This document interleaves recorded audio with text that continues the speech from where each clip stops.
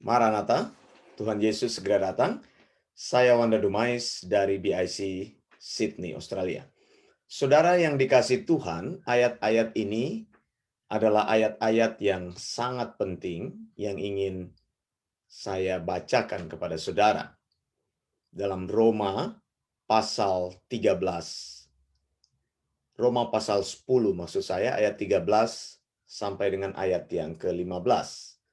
Roma 10 ayat 13 sampai dengan ayat yang ke-15. Sebab barang siapa yang berseru kepada nama Tuhan akan diselamatkan.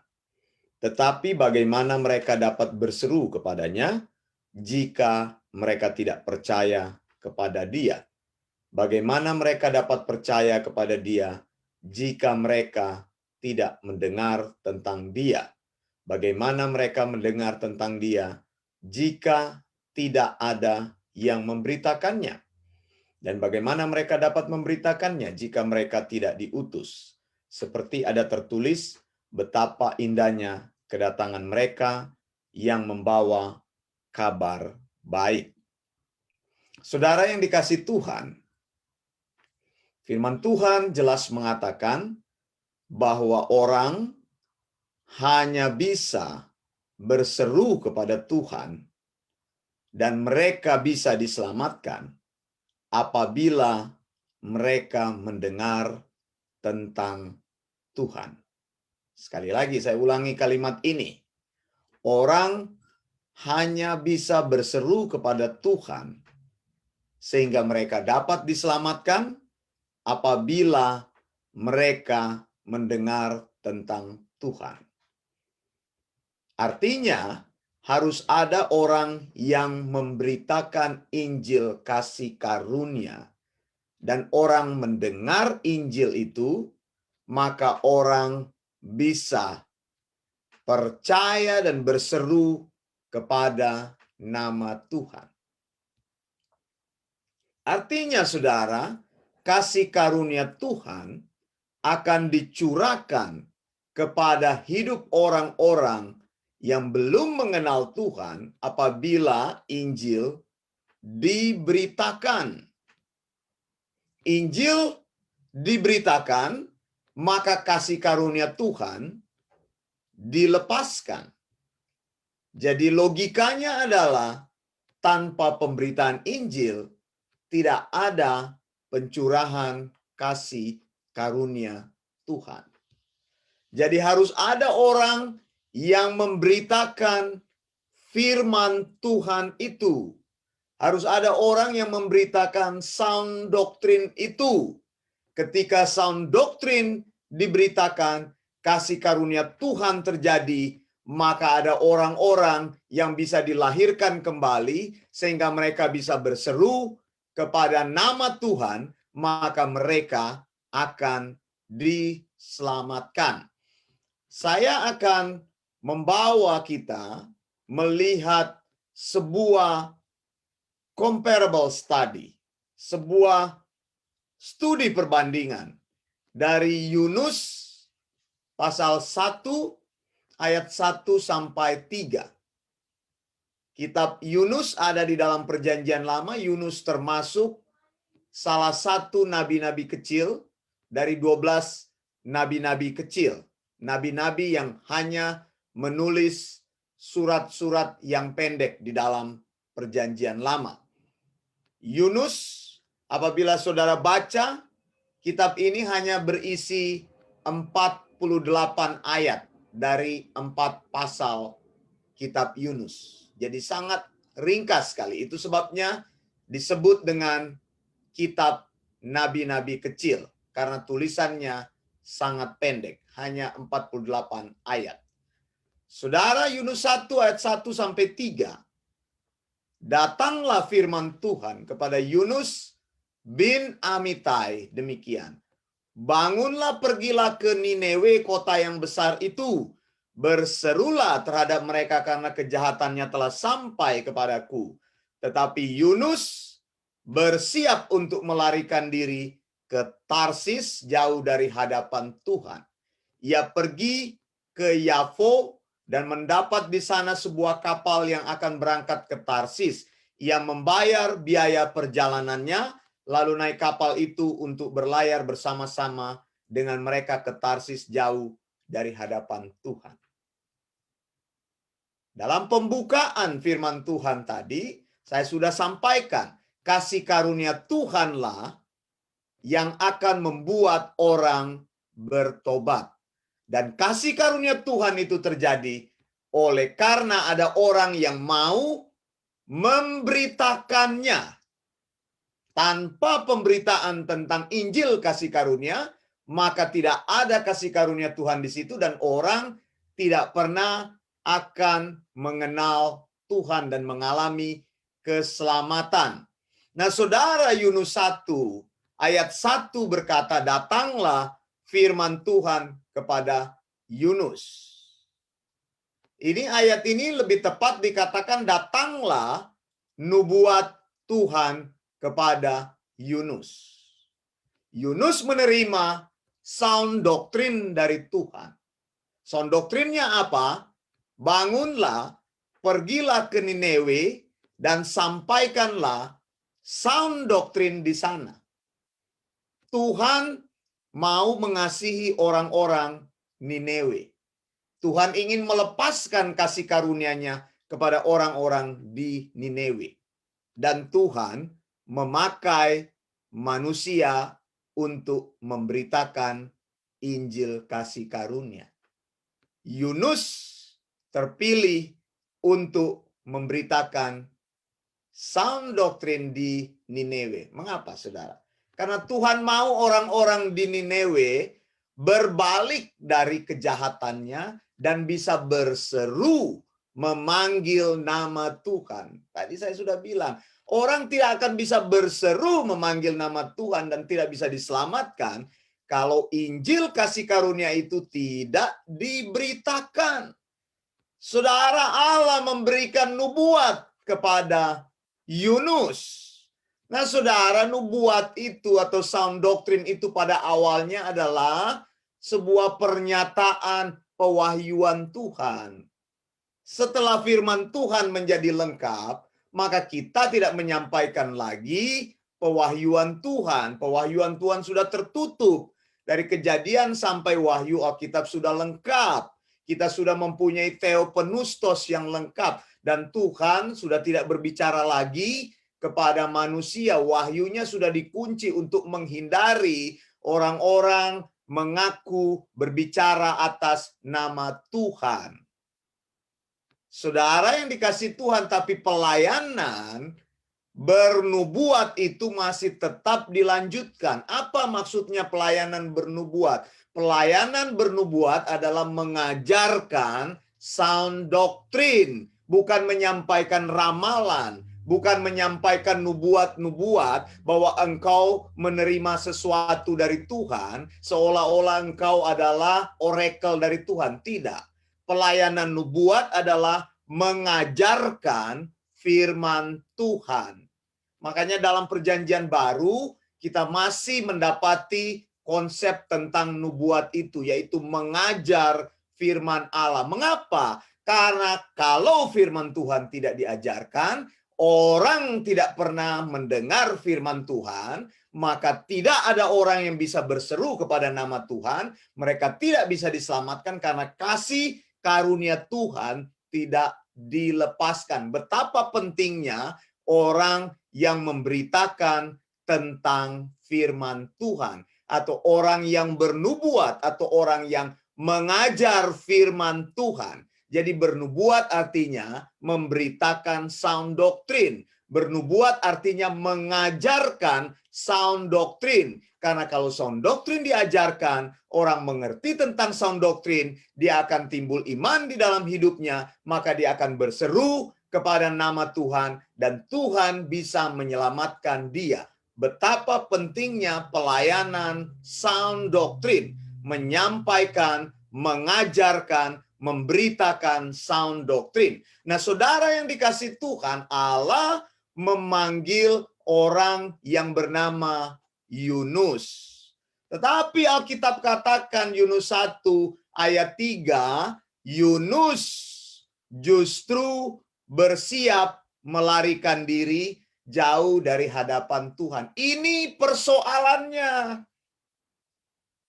Allah memanggil, Allah memberikan tugas untuk memberitakan sound doktrin, tetapi kita terus bergumul untuk berjalan melakukan keinginan kita sendiri.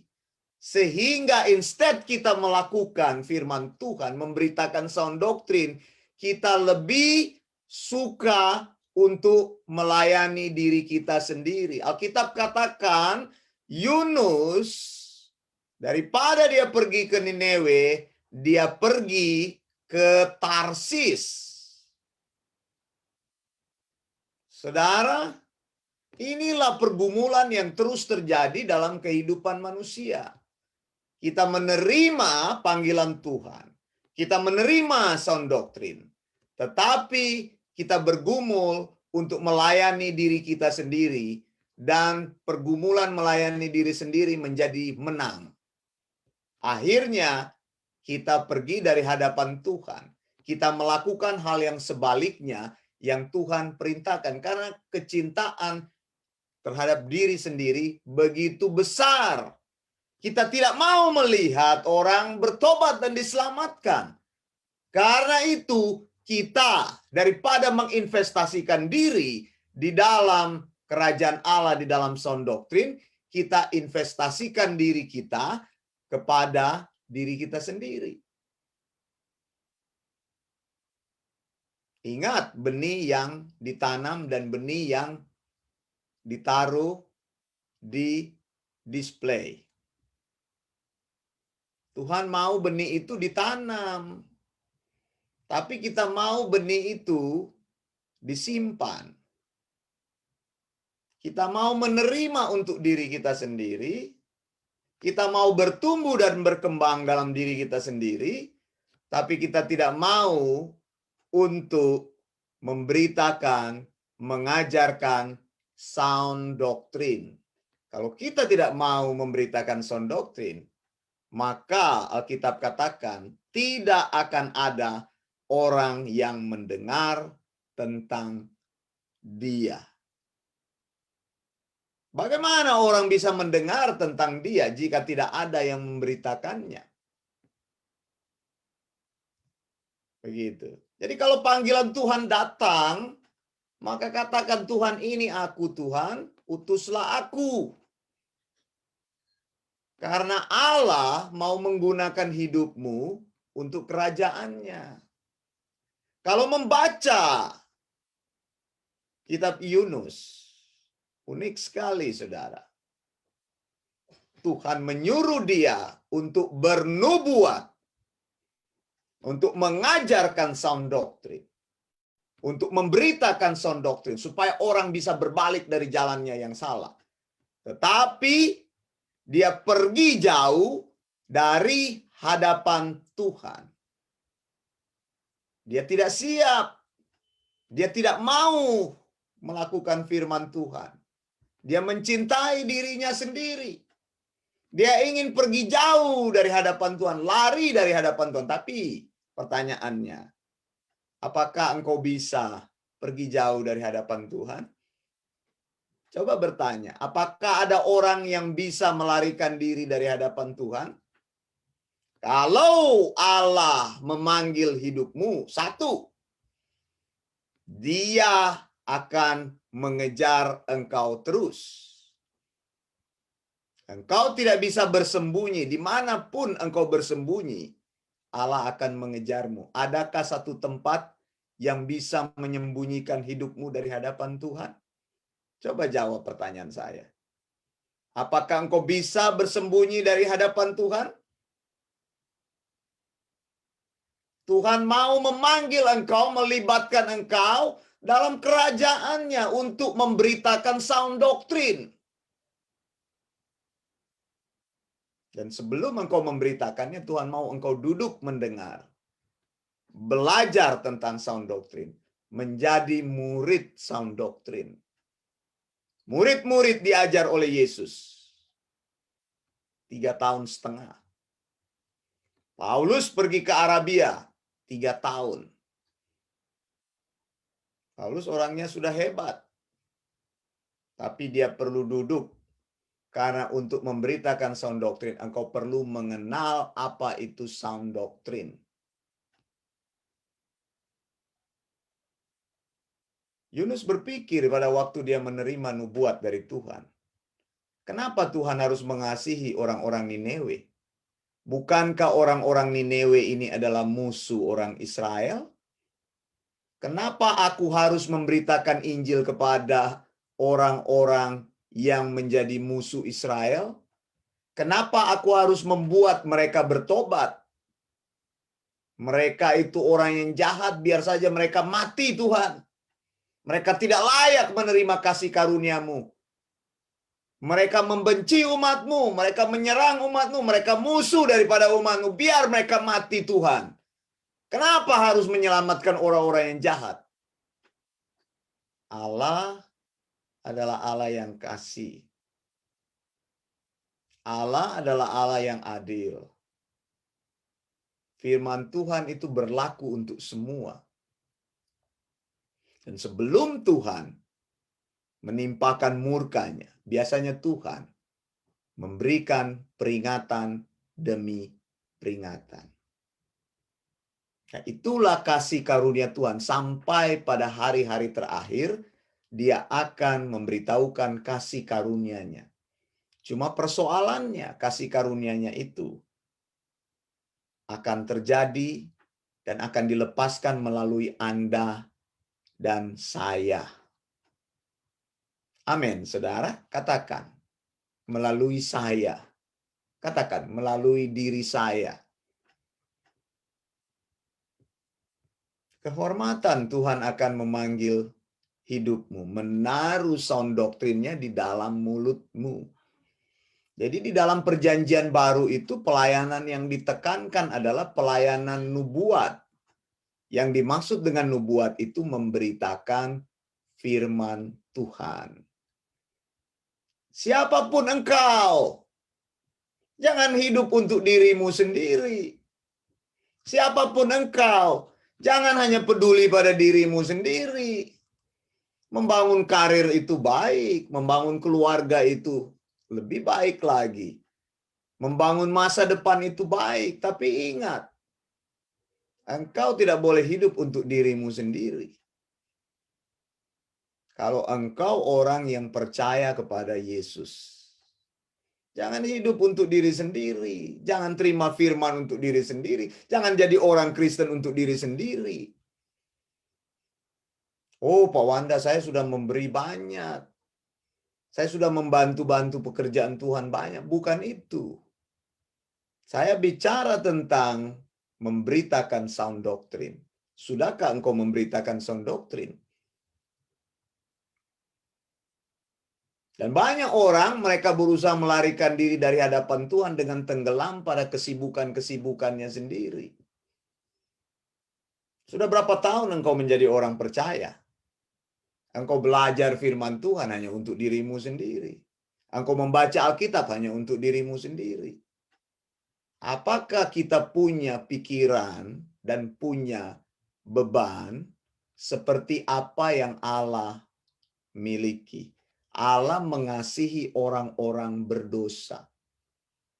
Allah membenci dosa, tapi dia mengasihi orang-orang berdosa. Bahkan Nineve yang menjadi musuh Israel dikasihi oleh Tuhan. Ada kurang lebih 120.000 orang saat itu yang tinggal di Nineve. Dan Tuhan peduli dengan hidup mereka. Tuhan tidak mau murkanya jatuh sebelum mereka mendengar tentang firman-Nya. Jadi Allah tidak mau menghukum sebelum firman-Nya itu dinyatakan. Kalau engkau rindu Kristus akan datang, ungkapan Maranatha, Yesus datanglah. Karena saat Kristus datang itu adalah penggenapan murka Allah terjadi di bumi ini. Sebelum Kristus datang, murka Allah itu harus terjadi. The Great Tribulation itu 7 tahun masa kesengsaraan itu, pencurahan murka Allah yang dahsyat. Tapi sebelum murka Allah itu terjadi, Allah terus datang dengan kasih-Nya. Yohanes 3 ayat 16. Karena begitu besar kasih Allah akan dunia ini. Semuanya dasarnya dari kasih. Kasih itu adalah memberitahukan kebenaran firman Tuhan, bukan mengkompromikan firman Tuhan. Amin, saudara. Saya ulangi, kasih itu memberitahukan kebenaran sound doktrin, bahwa orang harus percaya kepada sound doktrin, Injil yang benar, Injil yang tanpa kompromi, Injil yang alkitabiah, Injil yang sehat. Bagaimana orang bisa mengalami kasih karunia Tuhan kalau dia hidup di dalam pengajaran yang salah? Karena menerima ajaran yang salah seumur hidupnya. Makanya menerima Injil yang gula-gula itu membuat orang puas dengan diri sendiri. Yang dipikirin adalah kesuksesan diri sendiri. Bagaimana aku jadi kaya, bagaimana aku jadi sehat, bagaimana aku jadi terkenal, bagaimana aku memiliki segala sesuatu di dunia ini. Padahal Tuhan sudah bilang, engkau bisa memiliki dunia ini semuanya, tapi engkau kehilangan yang dari Tuhan. Begitu, saudara. Jangan dibawa kepada prinsip mencintai dunia ini. Prinsip mencintai diri sendiri. Itu bukan sound doktrin. Itu ajaran tipu-tipu. Membuat engkau berdoa aja hanya untuk dirimu sendiri. Kita harus tergerak dengan apa yang Tuhan nyatakan kepada Yunus. Bangun! Kau masih tidur sekarang ini, bangun. Dan kemudian pergi. Lalu berseru. Lihat itu, bangun, pergi, dan berseru. Sama nggak kata-katanya dengan Roma tadi? Sama. Bagaimana mereka mendengar tentang dia? Tentang sound doktrin itu yang berisi tentang kematian, penguburan, dan kebangkitan Kristus, jika tidak ada yang memberitakannya. Jadi kalau orang berkata aku mengasihi Yesus, dia harus sungguh-sungguh hidup untuk kebenaran itu. Percaya kepada sound doktrin, dia akan hidup dengan prinsip sound doktrin. Ajaran yang benar akan mempengaruhi hidupmu menjadi benar. Sudah berapa lama engkau menjadi orang Kristen, tapi engkau tidak pernah mengetahui bahwa Allah mengasihi dunia ini? Oh, saya sudah tahu itu, Pak. Sudah diajarkan bertahun-tahun. Iya. Tapi apakah engkau sudah terlibat untuk memberitakan sound doktrin? Persoalannya apa? Kita memilih lari dari hadapan Tuhan karena kita tidak mau firman itu terjadi dalam hidup kita. Tapi pertanyaan lagi, mampukah engkau lari dari hadapan Tuhan? Kemana engkau mau lari? Apakah engkau bisa bersembunyi dari hadapan Tuhan? Saudara, sudah berapa lama kita hidup di dunia ini? Apakah kita sudah mempunyai komitmen untuk hidup dengan sound doktrin dan memberitakan Injil yang benar itu? Injil yang sehat itu. Injil yang tidak terkontaminasi itu. Injil yang theopneustos, mengajarkan keharmonisan firman Tuhan dari Kejadian sampai Wahyu. Dan hari ini Tuhan memanggil hidupmu. Tidak peduli siapapun kita. Tuhan ingin memanggil kita untuk terlibat memberitakan sound doktrin. Bernubuat artinya menyampaikan firman Tuhan. Kalau engkau tidak pernah menyampaikan firman Tuhan, maka tidak pernah ada orang yang bisa mendengar firman Tuhan. Dan kalau orang tidak mendengar firman Tuhan, kasih karunia Tuhan tidak dilepaskan. Orang itu akan selama-lamanya terhilang dari kerajaan surga. Memberitakan sound doktrin itu adalah kasih. Dan kasih itu Memberitakan yang sebenar-benarnya, bukan memberitakan hal-hal yang kompromi.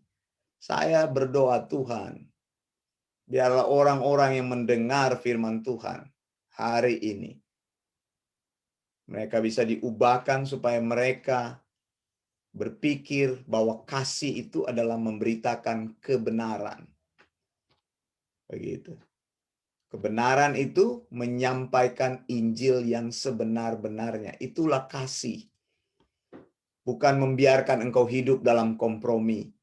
Membiarkan engkau tidak mengenal Injil yang sebenar-benarnya. Sehingga apa? Engkau tidak pernah terdorong untuk mengasihi sama seperti mengasihi Tuhan.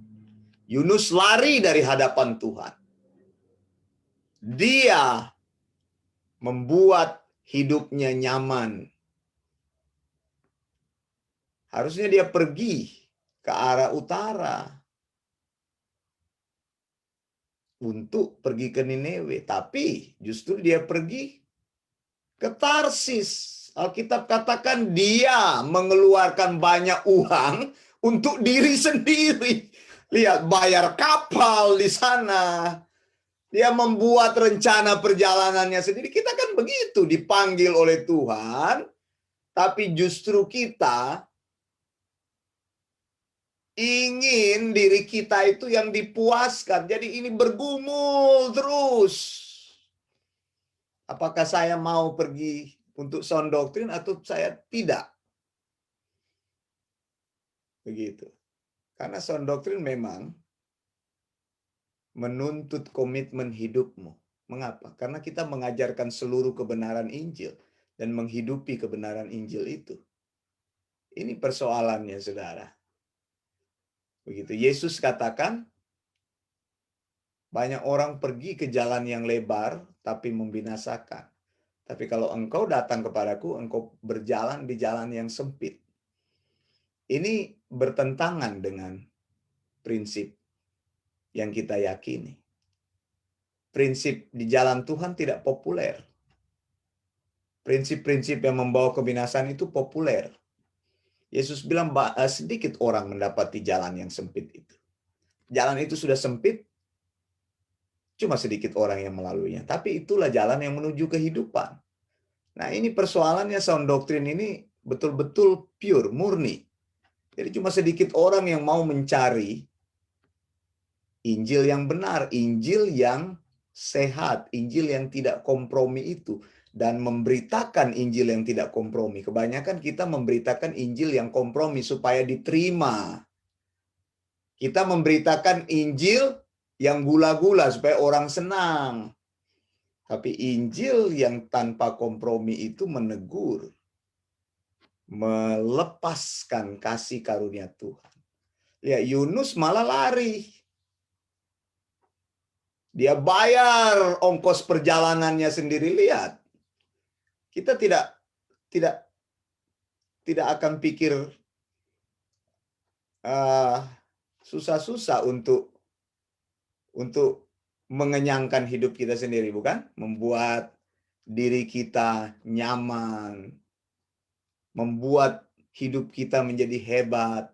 Tapi ingat, ada panggilan Tuhan yang Tuhan terus panggil dalam hidupmu. Hey, bangun, wake up, go there, go out. Iya kan? Pertama harus bangun. Harus bangun. Sound doctrine itu bukan mengajar mencintai diri sendiri, tapi mencintai dunia yang terhilang. Adakah itu engkau?